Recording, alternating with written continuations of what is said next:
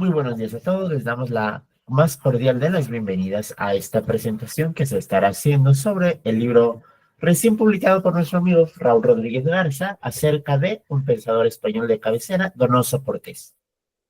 Estamos aquí para comentar sobre los temas que se han discutido en este libro y así como tener un breve diálogo con el autor, que ahora tenemos oportunidad de tenerlo aquí con nosotros. Raúl, ¿gustas decir algo a manera de prolegómenos? Antes que nada, muchas gracias por aceptar la invitación. Antes de hablar yo, me gustaría escucharlos a ustedes y posteriormente discutirlas por un lapso de 15 minutos las tesis del libro, ¿no? O un poquito cómo fue la historia editorial, etcétera. Entonces, primero me gustaría darle la palabra a ustedes, Ignacio. Igual, si quieres decidir quién inicia. Perfecto. Pues vemos cómo fuimos llegando. Carlos, ¿gustas iniciar? Sí, señor, perfecto. Bueno, yo preparé un texto, me tardaré como máximo 20 minutos para no quitarle tiempo a los demás y, pues bueno, procedo entonces a la lectura. Donoso Cortés, Metafísica del Orden, Secularización y Apocalipsis de la Modernidad. Libro presentado por profesor Raúl Jorge Alberto Rodríguez Garza, publicado en México en el año 2024. Propósito y alcance de esta presentación. Esta presentación tiene 3 metas fundamentales. Primero, ofrecer un resumen orgánico y fiel del libro Donoso Cortés, Metafísica del Orden, Secularización y Apocalipsis de la Modernidad. Segundo, elogiar con criterios académicos sus aportes estilísticos, metodológicos y documentales. Y tercero, destacar los abordajes originales del autor en torno a Juan Donoso Cortés, en particular allí donde rearticula problemas de teología política, milagro, excepción, soberanía, autoridad, antropología cristiana, pecado, libertad, gracia, crítica de la modernidad, racionalismo, gnosticismo, religión de la humanidad y diagnóstico cultural, secularización, politización integral de la vida, ley del termómetro. Esta breve presentación busca servir como guía de lectura extensa para estudiantes, docentes y público especializado que desean situar el lugar de Donoso y su recepción contemporánea en el mapa de las ideas políticas y religiosas de Occidente. Primero, breve contexto de la obra. Rodríguez Garza reivindica a Donoso Cortés como una inteligencia decisiva y, sin embargo, insuficientemente atendida en las aulas contemporáneas.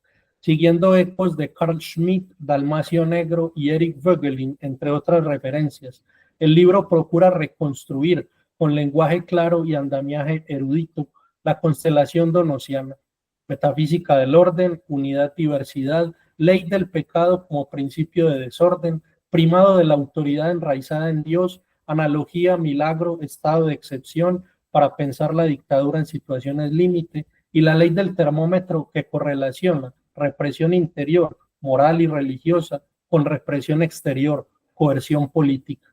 El trasfondo es el drama de la secularización moderna que sustituye la teología por la religión de la humanidad, absolutiza la razón, convierte a la política en nueva instancia salvífica y, al agotarse, desemboca en nihilismo y técnica disciplinaria.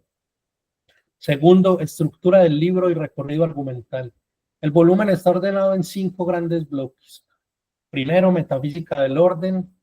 Segundo, teoría de la dictadura y ley del termómetro. Tercero, la ciudad de Dios versus la ciudad de los filósofos. Cuarto, religiones políticas. Y quinto, conclusión. La bibliografía cierra el conjunto y deja ver el diálogo del autor con Schmitt, de Mestre, de Bonal, San Agustín, Voegelin y otros pensadores afines a la crítica del racionalismo moderno. Tercero, núcleo teórico, la metafísica del orden, unidad, diversidad. El eje conceptual del libro y de la lectura que propone Donoso Cortés es la ley de la unidad y la diversidad. En Dios, unidad y Trinidad se implican por el amor. En lo creado, la variedad regresa a la unidad sin disolverse en homogéneas confusiones. De ahí el principio. Orden igual, coexistencia armónica de lo diverso bajo una unidad que lo funda y lo atrae. El amor opera como fuerza unificante, fecundo de suyo, engendra la variedad y la resuelve en la unidad sin confundirla. A nivel humano, esto se traduce en la sociabilidad natural. El hombre no es mónada aislada, sino imagen de la comunión trinitaria. Por eso, familia, municipio, ciudad y pueblos emergen orgánicamente y no por contrato artificial. La familia es institución núcleo donde se experimenta la ley de unidad-diversidad, padre, madre e hijos y su dinamismo caritativo.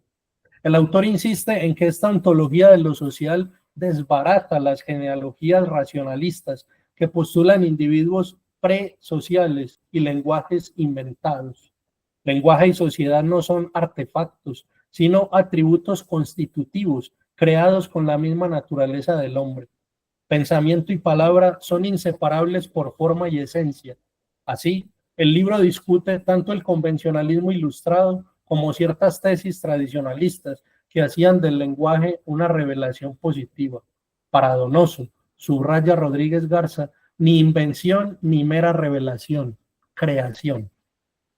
Desde aquí, la jerarquía aparece como el modo del orden.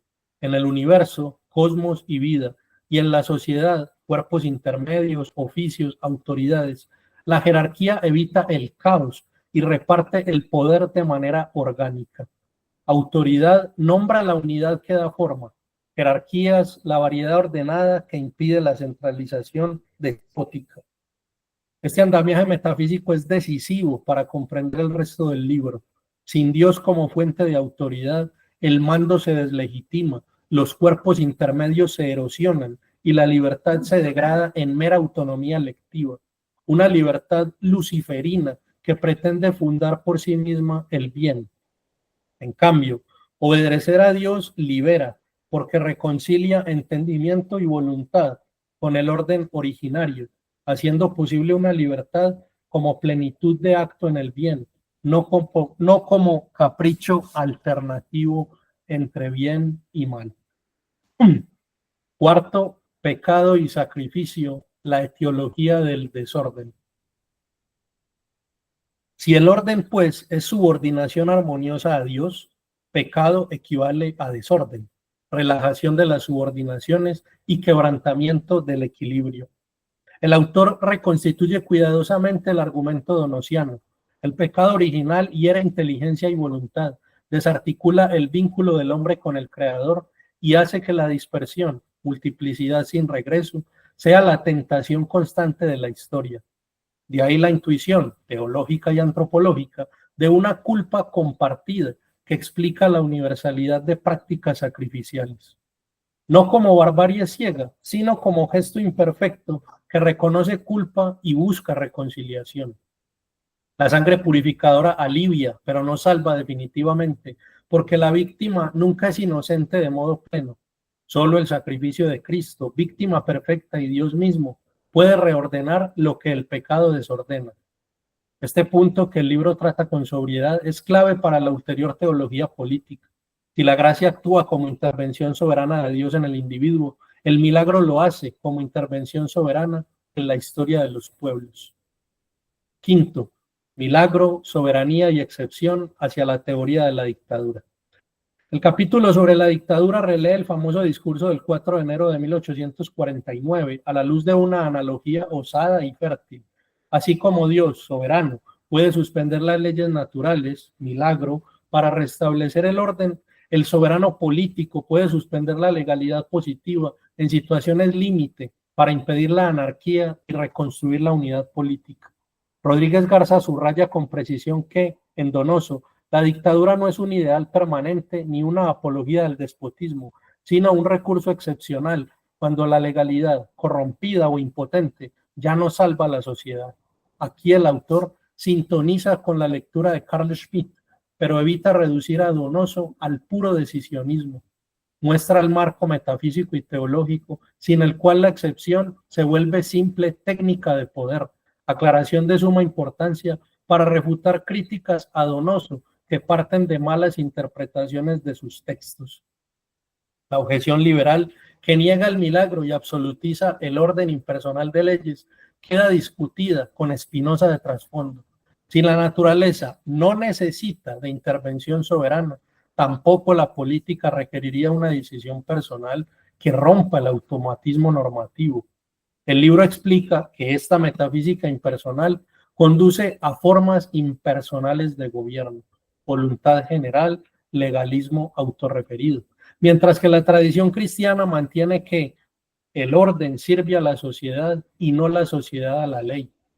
De ahí la fórmula donosiana que el autor recuerda: cuando la legalidad basta, legalidad; cuando no, dictadura. En este marco, la derrota natural del bien y la victoria sobrenatural del bien, otro par de conceptos analizados con cuidado, ilustran que no hay ingenuidad antropológica. Sin gracia no hay salvación, ni del individuo, ni de las sociedades. Sexto, la ley del termómetro, religión interior y coerción política.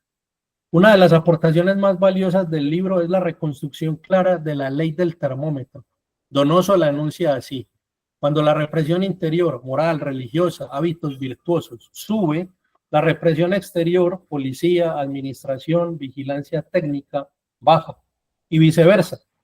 La modernidad, al secularizar y erosionar los mecanismos de autogobierno del alma, temor de Dios, caridad, obediencia legítima, obliga a la política a ocupar ese vacío mediante centralización, policía, administración y técnica. Rodríguez Garza ilustra bien la lógica escalonada de la comunidad cristiana: máxima represión interior, mínima estatal, al feudalismo intermedio, a la monarquía absoluta más centralización tras la reforma, y finalmente al Estado moderno con su aparato técnico, telégrafo como símbolo de ubicuidad, multiplicación de ojos y oídos.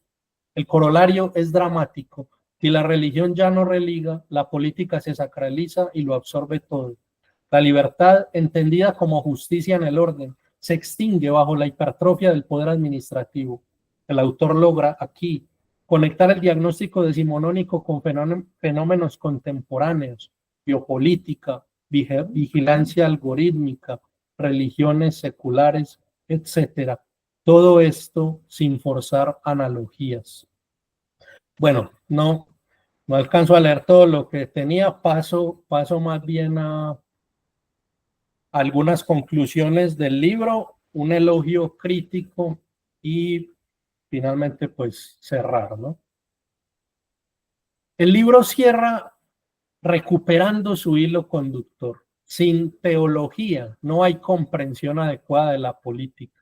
Sin metafísica del orden no hay claves para el diagnóstico cultural. Sin gracia no hay esperanza justa.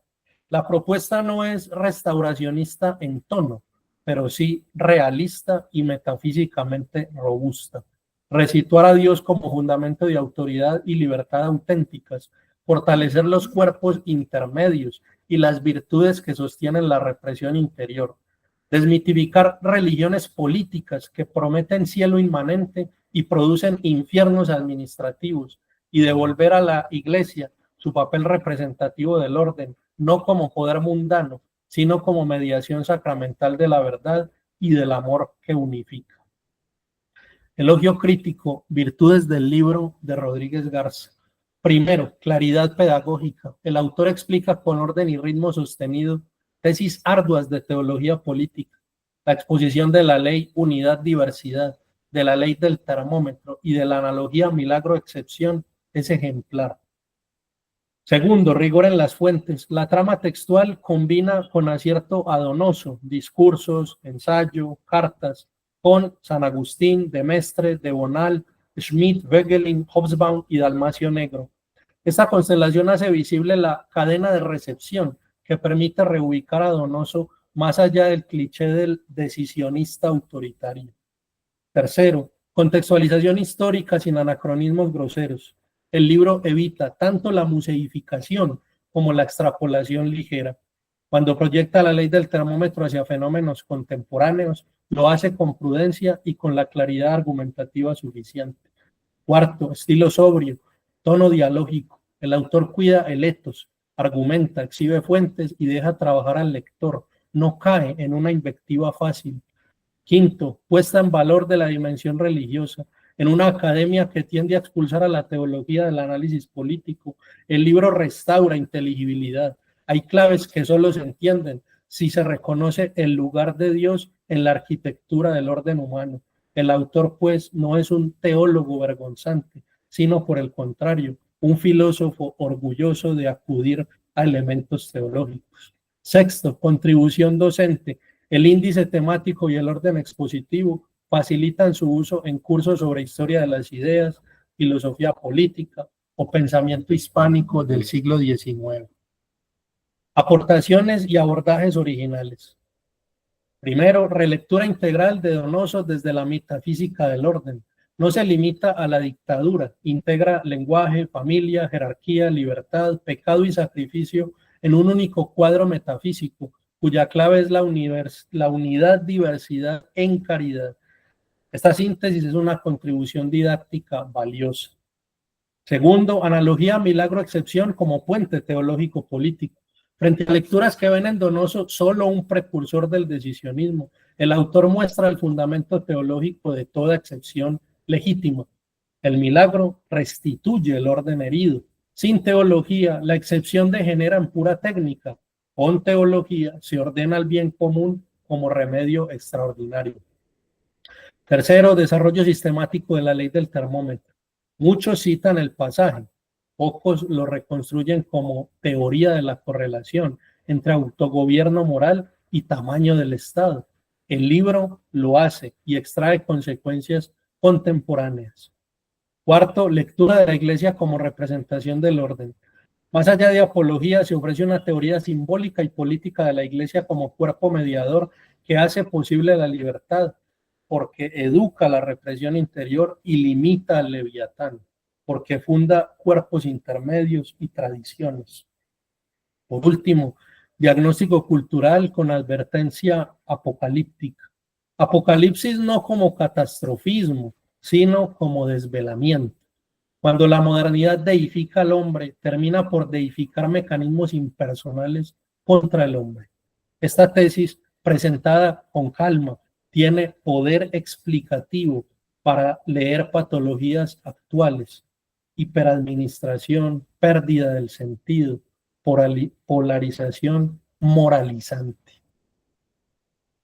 Relevancia actual de la obra y proyección docente.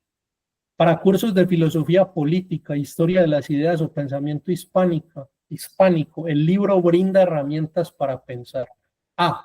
El estatuto de la autoridad y de los cuerpos intermedios. B. El vínculo entre virtudes personales y libertades públicas. C. El desplazamiento de lo religioso a religiones políticas. D. El peso de metafísicas implícitas tras debates jurídicos. Y E. El rol de la Iglesia como institución que, más que actor estatal, opera como mediación simbólica estabilizadora. En ambientes secularizados, la tesis no exige adhesión confesional para ser inteligible. Invita a reconocer una gramática del orden que la modernidad militante tendió a borrar. Para estudiantes, el volumen es una puerta de entrada ordenada a Donoso Cortés. Para investigadores, ofrece una vía de síntesis que reúne piezas dispersas: metafísica, antropología, teología de la historia, teoría del Estado, y las hace jugar en conjunto. Para el debate público, sugiere hipótesis explicativas sobre fatiga institucional, polarización y burocratización creciente de la vida cotidiana, solo por mencionar algunos ejemplos. Cierre conclusivo. Donoso Cortés, Metafísica del Orden, Secularización y Apocalipsis de la Modernidad, es, en suma, una obra necesaria para reabrir conversaciones largamente clausuradas en la academia contemporánea. Su virtud mayor, a mi juicio, es devolver a Donoso y con él a toda una tradición a su escala adecuada. Ni sectario decisionismo, ni pieza de museo, sino pensamiento integral que, desde la metafísica y la teología, piensa la política con altura. Rodríguez Garza logra una exposición amplia, cuidada y persuasiva, y deja una advertencia que conviene tomar en serio. Si queremos libertad real, necesitamos alma, virtudes, culto, caridad, cuerpos intermedios. De lo contrario, la política lo será todo y nada quedará fuera de su aparato. La alternativa no es entre religión o nada, sino entre una religión verdadera que ordena y religiones políticas que, prometiendo emancipación, terminan colonizando la vida entera. Muchas gracias y felicidades a Raúl por este magnífico libro. Muchas gracias, Carlos, por tu exposición. Raúl, ¿algún comentario a propósito? Como te digo, muchas gracias, Carlos. Ignacio, como te digo, antes de mis comentarios, porque quiero agradecer en general a todos, prefiero primero escuchar a ustedes y ya posteriormente yo hago los comentarios. Perfecto. Entonces te cedo la palabra, Alfonso.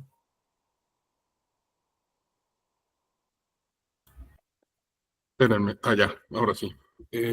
Bien, pues de nuevo gracias a Ignacio por organizar este encuentro y gracias a todos los que están acá.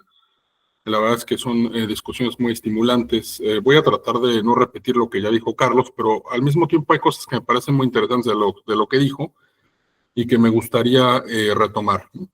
Yo empiezo mi comentario sobre este libro de Raúl reflexionando sobre un texto que tuve la fortuna de corregir y de ayudarlo con algunos comentarios que se llama Vivimos el fracaso del ateísmo.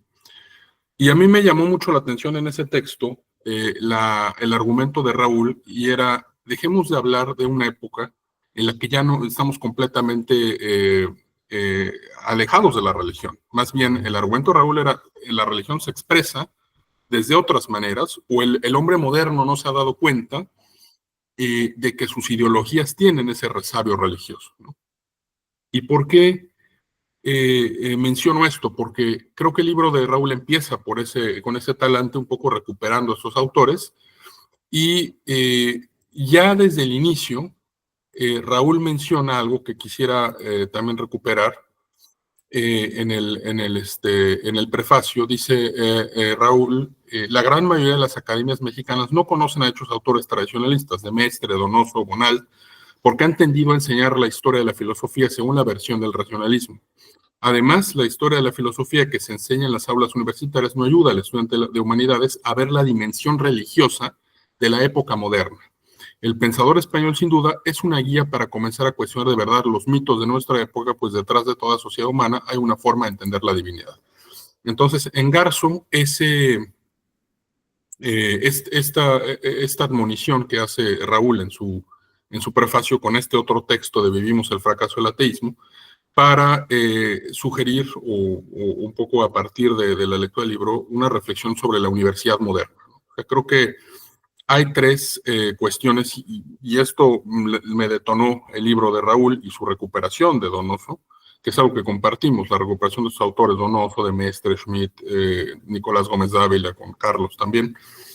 Y es tres males que veo yo actualmente en la universidad, y que a los que responde, o los que complementa o más bien responde esta publicación, ¿no? La primera, la universidad, en términos occidentales, por supuesto, no se ha acabado de recuperar del activismo contracultural marxista de los años 60, ¿no? Fue un golpe durísimo a las facultades, sobre todo filosóficas, donde el pensamiento filosófico, sobre todo pienso en Frankfurt, pienso en otras facultades, pero particularmente el Instituto de Investigaciones Sociales de Frankfurt, le reserva a la universidad el papel de hacer activismo y de cuestionar, ¿no? De buscar denunciar el capitalismo, denunciar el vaciamiento del ser humano, denunciar la personalidad autoritaria, etc. Luego, el segundo problema que también enfrenta la universidad es la lógica de la producción, ¿no? O sea, esta lógica en la que la universidad se volvió un centro de producción económica, ¿no? De producción de papers, ¿no? De rankings, y todo apuntalado por una idea muy rupestre de objetividad, ¿no? En el que se desvanece en cualquier toma de posesión, cualquier reflexión, cualquier incluso meditación sobre algo trascendente, sobre algo metafísico, porque simplemente no cabe en ese concepto de objetividad, entrecomillado, ¿no? Y el tercer punto es la idea de lo cuantitativo, ¿no? O sea, la idea de lo cuantitativo es, quizá no haya afectado tanto a la filosofía, pero en mi caso de ciencias sociales sí está directamente relacionado a la idea de que todo conocimiento tiene que ser necesariamente medible y poderse expresar en gráficos.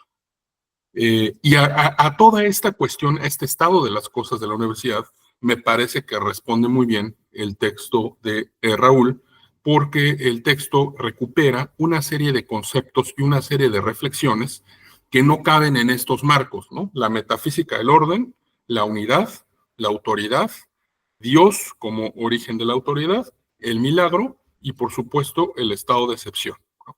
Todos estos conceptos y estas reflexiones que Raúl hace a partir de Donoso Cortés revitalizan el pensamiento académico y atajan de lleno las dos cosas, ¿no? Primero, la reflexión y el argumento de Raúl de que vivimos en un mundo completamente aislado o alejado de la religión, y segundo, la necesidad de introducir a Donoso como una puerta para acceder a reflexionar sobre la cualidad divina o la cualidad sagrada de nuestros tiempos, ¿no?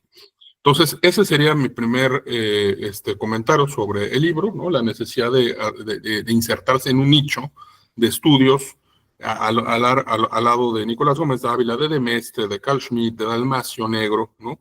Que ha sido francamente expulsado de las universidades y que merece ser recuperado para poder entender los fenómenos contemporáneos. O sea, no son filias personales, no son cuestiones fanáticas propias, sino es una necesidad explicativa la que exige estudiar este canon de autores tradicionalistas, ¿no?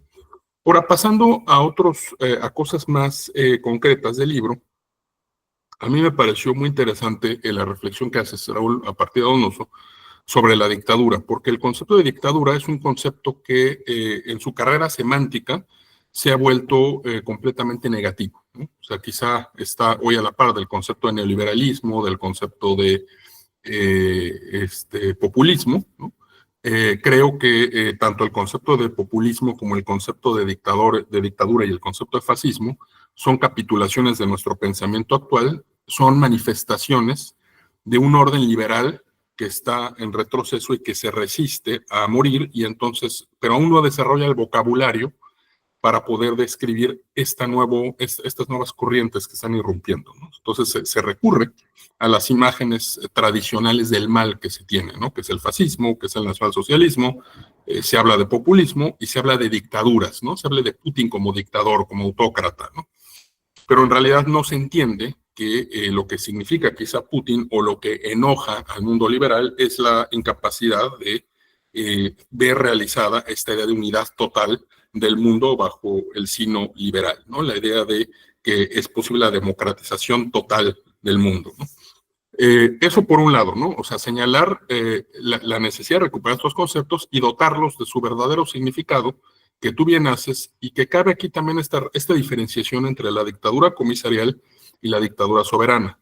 Por ahí mencionaba Carlos, y yo también suscribo esa idea de que la dictadura no es únicamente un mecanismo para producir déspotas, ¿no? O para producir, no lo dijo él así, pero yo lo digo sátrapas, ¿no? Sino es un mecanismo válido para poder restablecer el orden.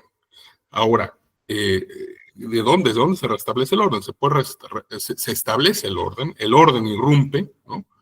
Es lo que se llamaría la dictadura soberana, y por otro lado, esta idea farmacéutica de reparar el orden dañado sería lo que también Carl Schmitt menciona como dictadura comisarial, ¿no?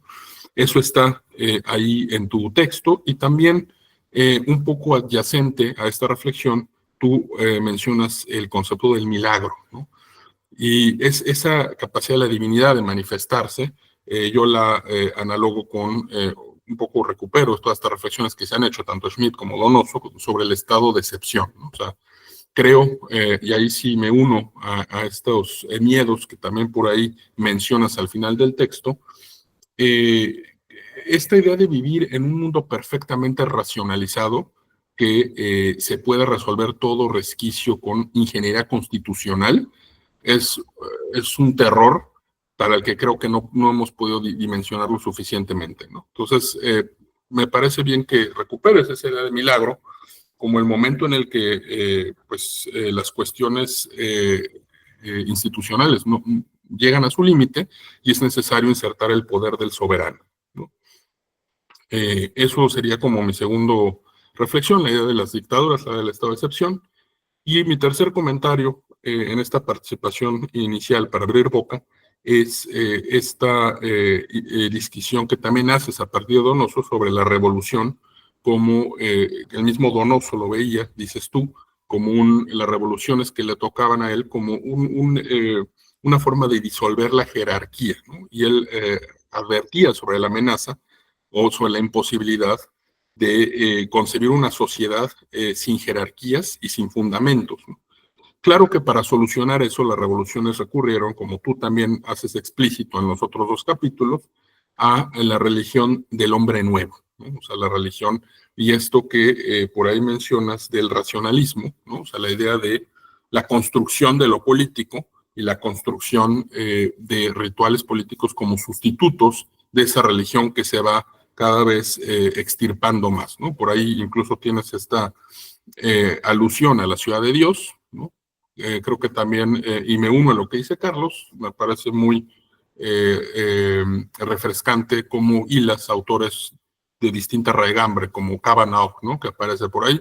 Cavanagh, que hace esta reflexión también sobre, recupera todas estas figuras, ¿no? Del peregrino, del monje, ¿no? En esta época de globalización. De hecho, Cavanagh dice, ¿no? O sea, la diferencia entre el turista y el peregrino es que el turista quiere mantener las diferencias, ¿no? Entre pueblos desarrollados y subdesarrollados, pueblos exóticos y pueblos modernos, pero al mismo tiempo necesita unirlo todo, necesita crear como simulacros, ¿no? O sea, voy a ir a Vietnam, voy a ir a Camboya, voy a ir a Malasia, pero dentro de estos marcos, ¿no? Porque necesito vivir lo exótico, pero al mismo tiempo necesito mantener las diferencias, ¿no? Decir que ellos no son, necesito tener mi Starbucks aquí, pero necesito también vivir y ver estos pueblos, entre comillas, arcaicos, mientras que el peregrino es un viaje hacia Dios, ¿no? O sea, y en el camino vas encontrando hermanos.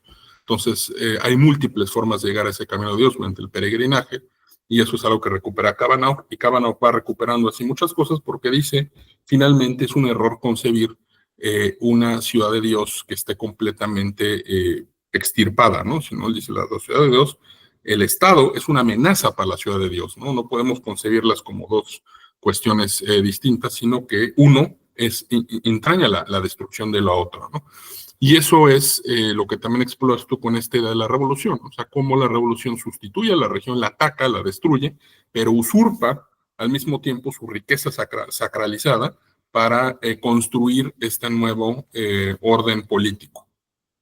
Me llama la atención, hay una precisión que tú haces y que creo que es algo en lo que has insistido en otros textos, cuando hablas del liberalismo, el socialismo, como dos formas de racionalismo, y mencionas la idea de la filosofía como un arte de cuestionar, ¿no? Creo que es algo que pocas veces se ve y muy pocas veces se entiende hoy en las facultades, ¿no? O sea, se suele creer que la filosofía se dice de manera retórica buscar la verdad, pero es claro que ese papel ha desaparecido por completo de las facultades y hoy más bien la filosofía es un instrumento de esta revolución de la que tú adviertes, tomando a Donoso, para cuestionar toda idea de orden, ¿no? Toda idea de orden debe ser cuestionada desde los autores modernos, ¿no? Y por último, también me gustaría nada más recuperar algo que dijo Carlos hacia el final, porque me gustó esta idea de lo político que empieza a ser algo como una absolutización, ¿no? O sea, lo político que empieza a dominarlo todo es político. Creo que hay un falso entendimiento de estos autores como Donoso, como Schmitt, o de Mestre, a los que se les atribuye ser los padres de ideas autoritarias modernas, cuando en realidad lo que tratan de hacer ellos, y creo que dejas muy claro en tu libro, son autores realistas, yo incluso diría, y son autores que intentan protegernos de esa absolutización de lo político. Por el contrario, autores celebrados hoy en día en la academia, como es el caso de Chantal Mouffe o Ernesto Laclau, sí buscan activamente politizarlo completamente toda la realidad humana. De hecho, a mí, y siempre lo he mencionado, hay una falsa interpretación ahí de lo político en estos autores. Por ahí también mencionó Carlos el caso del lenguaje, ¿no? Cómo se entiende el lenguaje de manera racionalista. Son instrumentos, son formas de aproximarnos a lo político de manera absoluta, ¿no?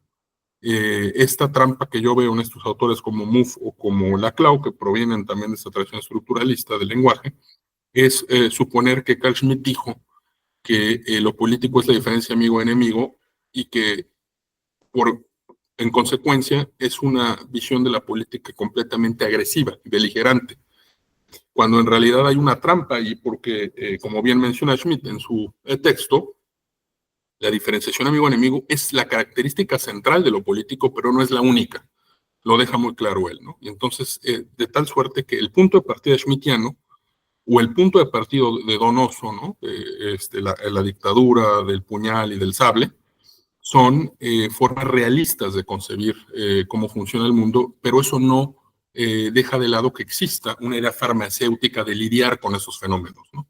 O sea, tan es así que en el caso de Donoso, dice, bueno, yo prefiero esta dictadura del sable a la del puñal porque entiende que la violencia autoritaria en el mejor sentido de la palabra, es mejor que un escenario feral donde todos se devoren entre sí, o el caso schmittiano, que entiende que esta idea de lo político nos ayuda a contener la diferencia amigo y enemigo mediante el derecho, el jus publicum europeo, es una serie de cosas que explora él mismo, y no tanto como sugieren estos otros autores, partir de que hasta las relaciones personales están politizadas, y entonces no encontramos una válvula de escape, ¿no?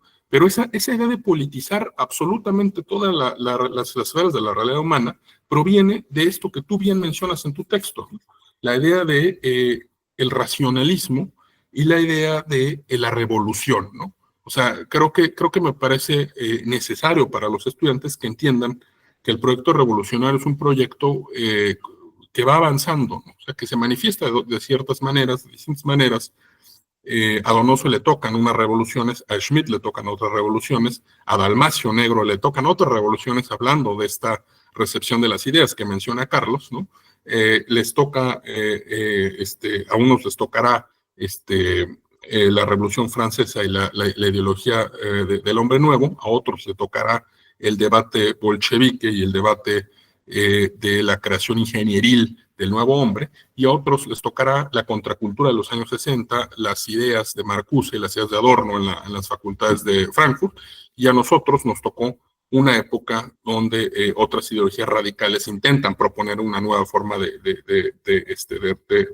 disolver la jerarquía y el fundamento, pero justamente por eso es importante primero entender de dónde se nutren estas ideas, ¿no? Entonces, bueno, eso sería a grandes rasgos mi reflexión muy general sobre el libro, antes de que entremos a discutir, como bien dices tú, Raúl, las tesis, pero sí quería rescatar estos aportes que creo que hace tu obra en general.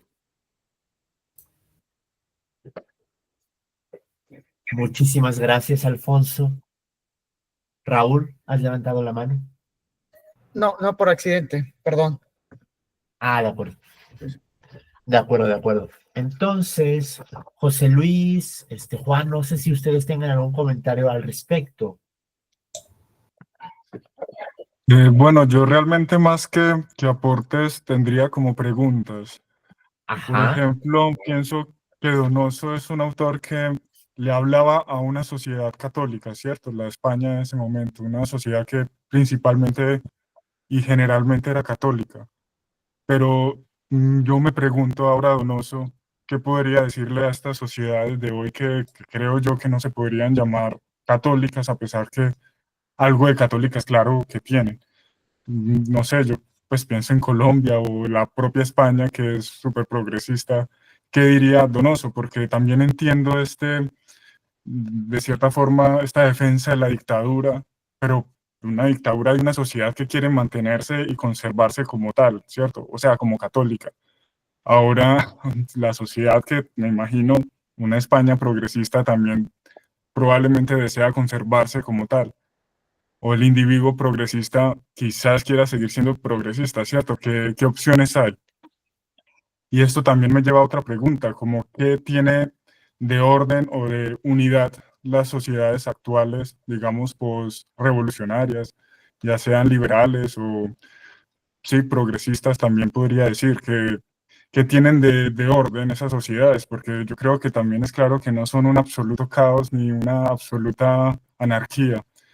Y si eso que tienen de orden también lo tienen de católico, yo creo que Donoso diría que en parte sí, ya sea pues cositas verdaderas que han modificado un poco, exagerado un poco, distorsionado o han cambiado ciertos dogmas por otros, pero que quizás tengan ahí cierta verdad.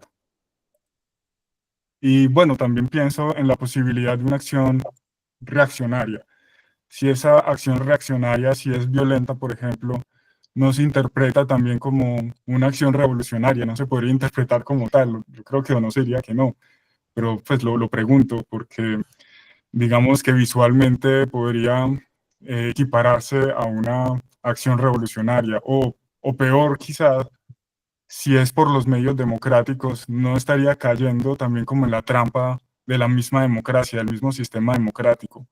Y esto muy de la mano con lo que se ha dicho de esta absolutización de lo político, que creo que va muy de la mano con la democracia, que busca que todo el mundo se politice, ¿cierto? Se reflexione sobre lo político y todo lo vea al filtro de lo político. Recuerdo que Donoso dice que el error de la escuela liberal era que cree que todo se va a solucionar con lo político, como que el error está en lo político y solucionado lo político se soluciona por ende todo. Entonces, por eso el afán de la revolución política, para acabar pues con el mal del mundo, por así decirlo. Si no estaríamos cayendo también en esa trampa, en ese error de la escuela liberal. Y bueno, yo creo que hasta ahí, algo breve. Raúl, me parece provocadora la pregunta. ¿Gustas darle respuesta o las vamos acumulando? Eh, Creo que lo mejor es que se van acumulando, pero ya tengo las notas de lo que preguntó Juan, pero se van acumulando. Que a veces las preguntas en múltiples pueden ser respondidas por una sola respuesta, pero si gustas, Perfecto. José Luis.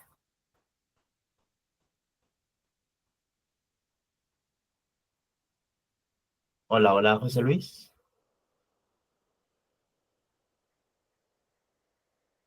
Parece que no tiene posibilidad de activar su micrófono nuestro compañero José Luis.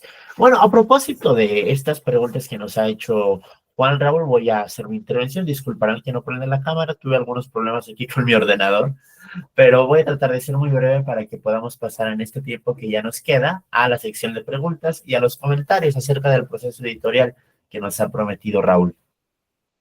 A mí me ha parecido interesante y he decidido enfocarme aquí en la situación que explica Raúl sobre el pecado original y el contraste que éste tiene con la visión racionalista del hombre. Ya bien hemos sabido que la visión racionalista, como bien lo apuntó hace un minuto Juan, piensa que todo es posible arreglarlo mediante discusiones. También lo vemos nosotros comúnmente en los ambientes universitarios. Se piensa que todo se va a arreglar en cuanto la gente esté correctamente formada. Y esto es por la visión antropológica que se tiene del hombre. Sin embargo, aquí Donoso Cortés emprende una lucha agonística que Raúl incluso señala a veces fue catalogada como luteranismo, porque Donoso no está tratando aquí de establecer un dogma a pies juntillas, lo que está haciendo es una polémica contra esta visión de la naturaleza humana que tenían los racionalistas, que tenían tanto los liberales como los socialistas e incluso los anarquistas. Tanto es así que Donoso tiene este diálogo breve con Proudhon. Donoso siendo un descendiente espiritual de los grandes inquisidores, como se dice también. Y esto es porque Donoso es consciente de que una vez sucedido el pecado original, la naturaleza del hombre queda caída, corrompida a tal punto que las ensoñaciones liberales que piensan que todo es posible resolverlo mediante un diálogo, estarán condenadas al fracaso, estarán condenadas a una Babel moderna. Y esto me parece bien interesante, porque Donoso lo pudo vislumbrar antes de que existieran Naciones Unidas, de que existiera siquiera la Sociedad de Naciones. Estos intentos del mundo secular por tener un mundo unificado, por tener una Babel moderna, en la que, al modo de la paz perpetua que proponía Kant, podamos tener todos una misma agenda, podamos tener más o menos convergencia en los puntos más importantes sobre la política, sobre la economía, y podamos tener esta religión de la humanidad cada vez más consolidada. Donoso alcanzó a vislumbrar esto con horror, por supuesto, y nos advirtió lo que iba a pasar con su famosa ley del termómetro. Y es que una vez que todos estamos unidos, pero no alrededor de la religión, sino alrededor de la política, lo que va a suceder es que los ánimos entre hermanos van a estar demasiado enconados, se van a encender con suma facilidad porque hemos perdido esta facultad para controlarnos internamente.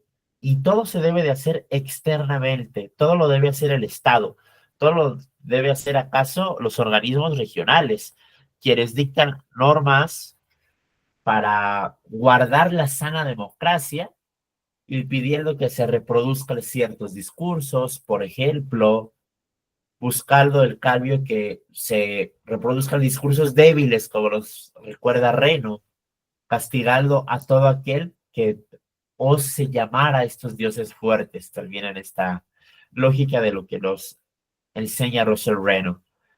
Sobre este particular, lo estamos viendo de una manera también cada vez más marcada. Yo creo que Donoso tiene aquí su actualidad. Sin atreverme a darle una respuesta directa a Juan, yo pensaría eso, que Donoso, que ciertamente convivió con liberales decimonónicos, quizá incluso más casposos que los liberales que tenemos hoy en día, que algo han aprendido, aunque no sea mucho, Donoso convivió con los liberales decimonónicos que eran los más intransigentes y frente a ellos dio una respuesta. Frente a ellos también dijo cuál iba a ser la batalla final. Tengo aquí en la cita de Donoso cuando está hablando termina de hablar sobre el liberalismo y comienza a hablar del socialismo. Dice: la escuela liberal, enemigo al mismo tiempo de las tinieblas y de la luz, ha escogido para sí no sé qué crepúsculo incierto entre las regiones luminosas y las opacas, entre las sombras eternas y las divinas auroras. Puesta en esa región sin nombre, ha cometido la empresa de gobernar sin pueblo y sin Dios, empresa extravagante e imposible. Sus días están contados, porque por un punto del horizonte asoma Dios y por otro asoma el pueblo. Nadie sabrá decir dónde está en el tremendo día de la batalla, y cuando el campo todo esté lleno con las falanges católicas y las falanges socialistas. El mérito también de la obra de Raúl, indudablemente, será el de rescatar a Donoso Cortés para la Academia Hispanoamericana, que no diré que lo han desterrado, sino que nunca le han dejado entrar. Abrirle esta puerta a Donoso Cortés, esperar que se ha escuchado este llamado y que podamos tener ciertamente una voz nueva, una voz distinta a los saltones del liberalismo para poder combatir este mundo secularizado, que tiene problemas a los que ciertamente el liberalismo no tiene respuesta porque él los ha provocado. Entonces, Raúl, te cedo la palabra. José Luis, no sé si ahora tengas oportunidad de hablar.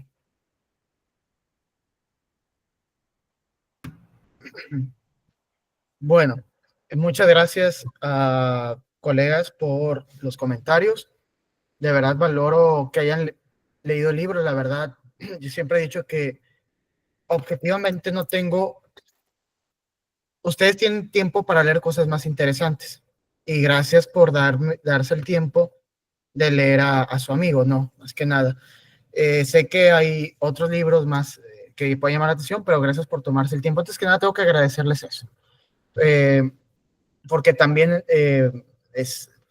no quería obligarlos pero a leer, pero sí quería, digámoslo así, por lo menos saber qué discusión puede generar lo que este libro es el fruto, digámoslo así, de mi tesis de maestría, que me recomendaron publicarlo. y gracias a Bernardo, que no está aquí, pues me hizo el favor de publicarlo. Yo, por ejemplo, aquí en mi tierra, yo había invitado a mis colegas a hablar de él, no quisieron, pues están en su derecho, no hay ningún problema, y como no pasa nada, como te digo, yo no tengo nombre, no tengo absolutamente nada más que ofrecer que este pequeño libro, ¿no?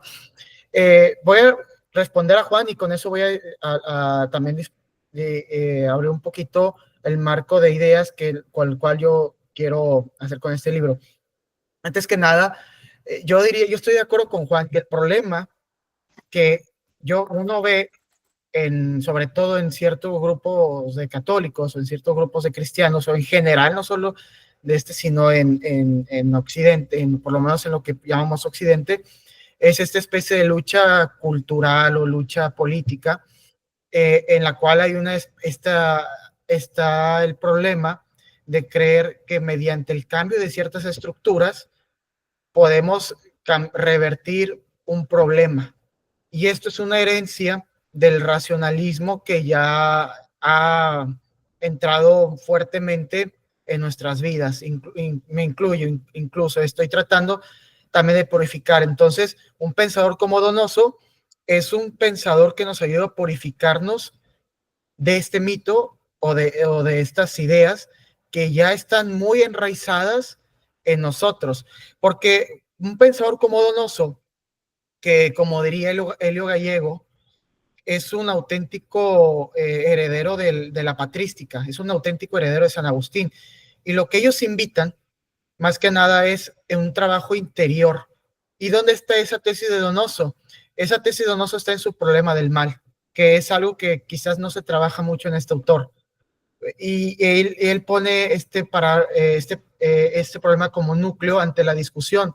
Porque si para el racionalista el mal no está en el hombre, está en las estructuras, diría Vogelin que en el mundo, como pensaban estos gnósticos, pero para el racionalista el mundo es estas estructuras estatales, esas estructuras de gobierno, Donoso diría, esa es la trampa que no podemos caer, porque realmente el mal no es una cuestión, no está en el mundo.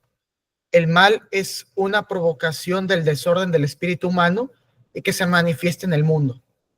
Es una tesis cristiana, ¿no? Y recuerden que los padres de la iglesia, por ejemplo, hablaban del origen del mal como del pecado. ¿De dónde viene el pecado? De la acción del hombre por desobedecer a su soberano.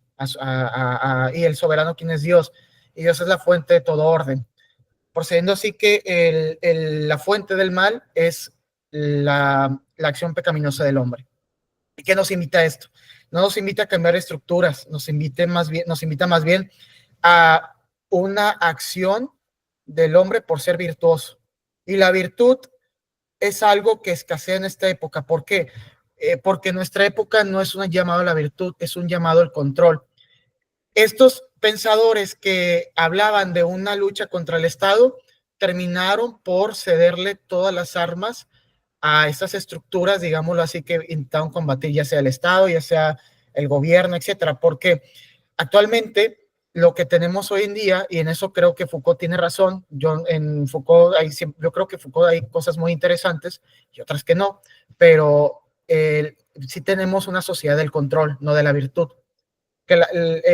Mientras uno puede ser un degenerado, puede apoyar ciertos matrimonios raros, incluso ya estamos muy cerca de apoyar la pedofilia, o podemos apoyar el aborto, el filicidio, ¿no?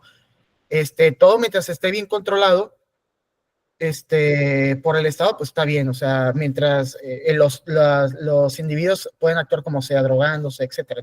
Entonces, más bien, yo diría que Donoso es uno de los pensadores que nos invitan a realmente a poner, a invitar a sus lectores a una vida más bien de virtud, incluso mística, ¿no? Y recordemos cómo terminó Donoso su vida, ¿no? La terminó en un monasterio.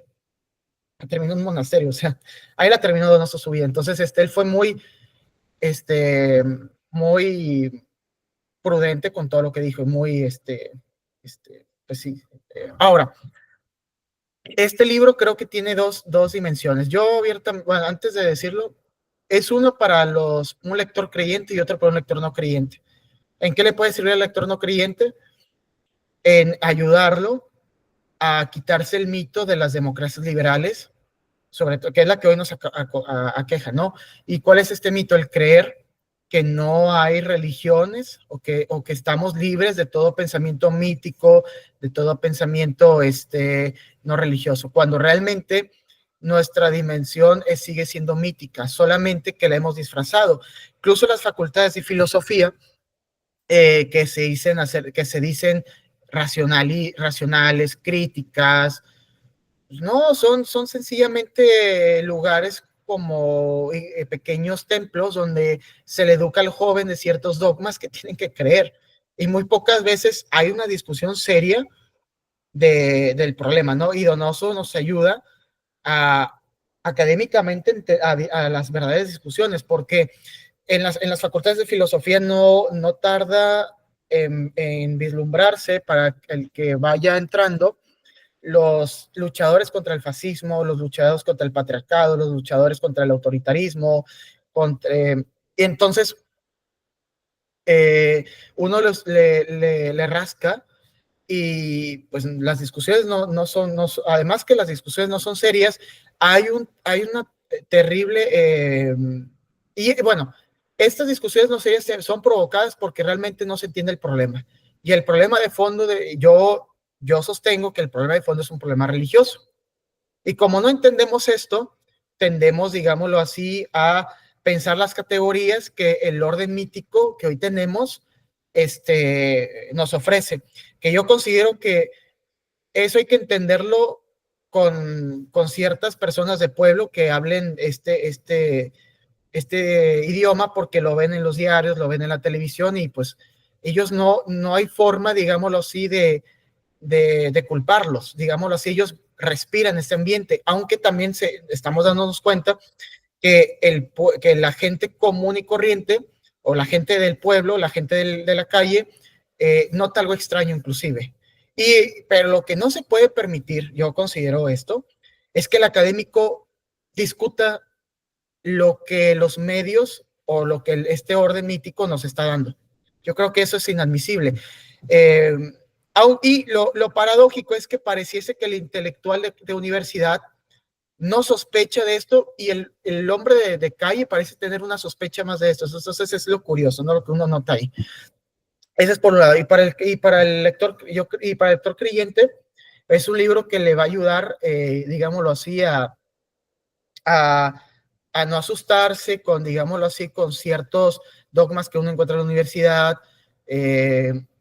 como ciertas modas filosóficas que pueden a uno hacerlo tambalear en el sentido de cuestionar o de tender a que la fe de uno pues sea algo ya superado, algo que no tiene respuesta al mundo y pues no es así, o sea, claro que no.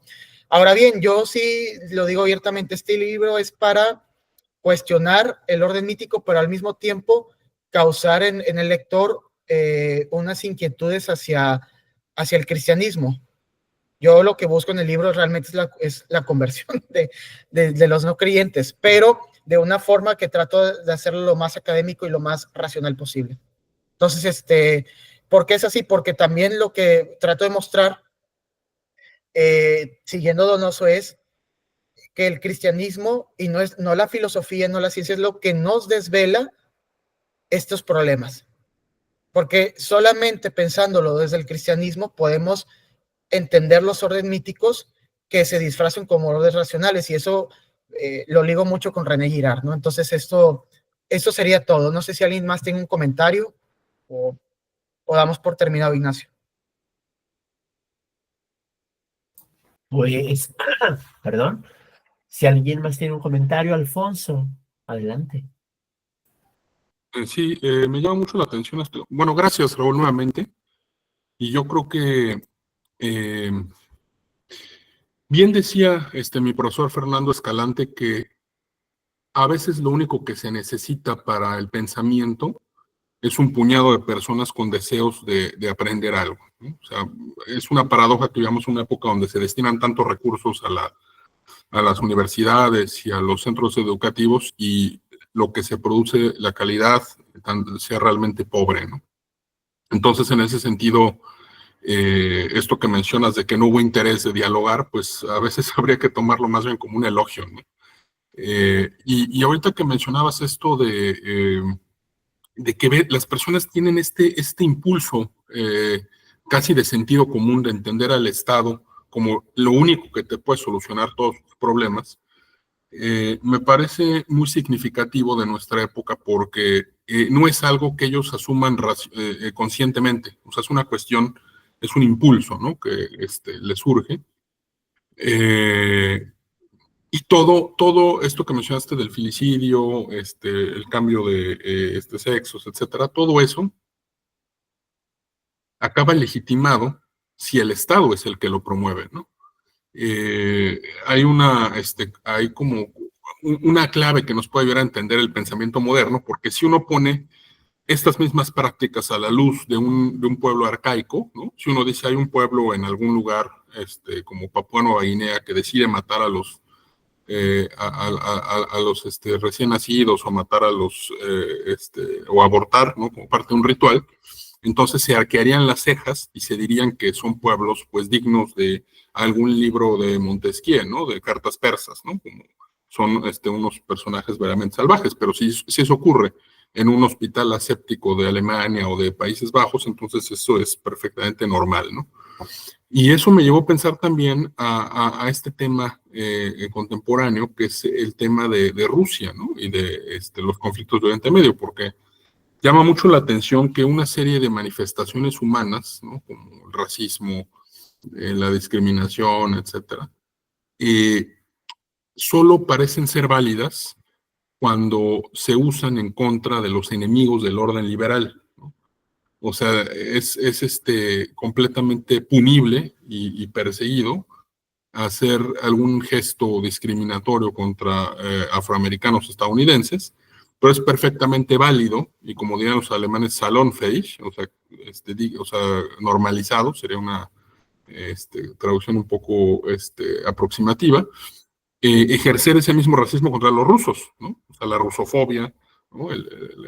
Está perfectamente bien vista porque lo que legitima esa absolutización del enemigo es que ellos, a diferencia de otros, están en contra del orden liberal, ¿no? Entonces eso me llama mucho la atención porque finalmente en todos estos apologetas del liberalismo, lo que menciona Ignacio de estos estos liberales, ¿no? Que enfrentó Donoso, nosotros quizás, sí, como dice él, una versión más degradada, pero es una versión degradada que además traiciona sus propios principios para imponerse en la conversación, ¿no? Es decir, esto que mencionaban tanto Ignacio como Raúl por ahí en la conversación decían, bueno, Donoso creo que deja muy claro que esta idea de el hombre racional que se pone a dialogar desde una situación ideal del habla, pues es una fabulación. Claro, el tema es que esa situación ideal del habla, estos mismos apologetas de esas prácticas recurren a otro tipo de mecanismos para censurar o para limitar el acceso a la conversación a sus enemigos, ¿no? Ellos sí declaran al que piensa distinto como enemigo absoluto del orden, ¿no?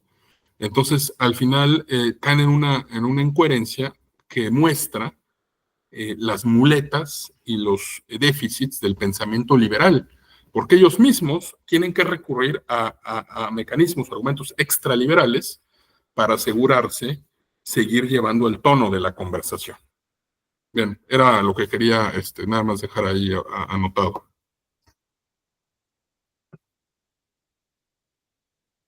Muchas gracias, Alfonso. Raúl, ¿algún comentario a propósito?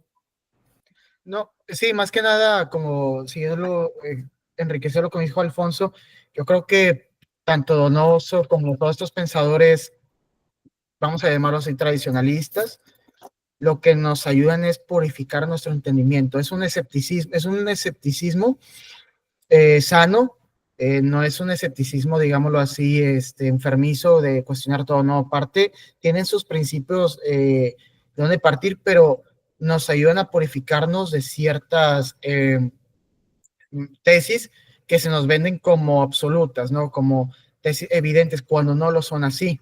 Entonces, yo lo que les digo, o sea, les invito, más que leer el libro, leer a Donoso, leer a Girard, leer a ustedes, otros que ustedes ya conocen, pero a los que nos escuchan o que nos van a escuchar cuando este video esté en redes, leer estos autores que no son, digámoslo así, leídos en las universidades, o que si son leídos, por ejemplo, a mí me tocó un profesor que llegó a decir que Nicolás Gómez Dávila no debe leerse porque era un ricachón y por eso pensaba puras tonterías, ¿no? Pero al mismo tiempo, el mismo profesor decía que las gulags eran necesarias para poner orden. Gulags marxistas, ¿eh? Que bueno, también otra cosa que también, no sé, que hay pensadores, por ejemplo, pues, yo creo que pensadores como Marx son serios en la medida que se purifiquen de lo que dicen muchos profesores o muchas lecturas de Marx, porque también hay algo de las facultades de filosofía que nosotros no vemos, que los pensadores están casi divinizados y se les hacen un símbolo. Yo creo que Marx es uno. Marx, por ejemplo, se le usa como una especie de luchador anticolonialista contra los pobres, cuando no es cierto. Cuando, por ejemplo, Marx aplaudía la invasión de Inglaterra a la India, ¿no? Y veía bien la explotación de los europeos a la India. Y es como que, ¿cómo es posible que emerjan, digámoslo así, estas figuras como Marx, como liberadores, cuando realmente era un europeísta que alentaba la colonización? Que digo, más allá, yo no estoy juzgando a Marx, yo creo que Marx lo veía como una especie de potencia civilizatoria, en tanto que la técnica llegaba a la Oriente, pero yo lo que invito con el libro es: tengamos cuidado con jugar a hacer filosofía, tengamos mucho cuidado a jugar a ser filósofos, porque realmente podemos dañar la inteligencia de los que nos escuchan, ¿no? Entonces, este libro es una especie de ayuda para purificar ciertas creencias y ciertos mitos que tenemos.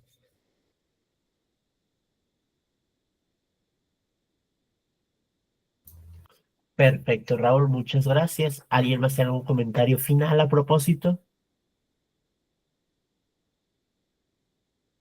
De lo contrario, vamos cerrando. Les agradecemos a todos su presencia. Les agradecemos que nos hayan acompañado aquí, de mañana en México, de tarde en Alemania. Y también te agradecemos, Raúl, por que nos has compartido tu libro y nos has permitido comentarlo aquí en esta reunión. No, muchas gracias a ustedes y a los que quisieran aquí escuchar. José Luis, Juan, muchas gracias. Ya si les interesa, yo se los paso por PDF. No hay problema, si quieren. Gracias a ti, Raúl. Sí, gracias. Raúl, también comentarte que Carlos nos dejó por aquí un mensaje señalándonos que se tenía que retirar, como nos había comentado al inicio de la sesión, pero felicitándote. Sí, sí lo vi, muchas gracias.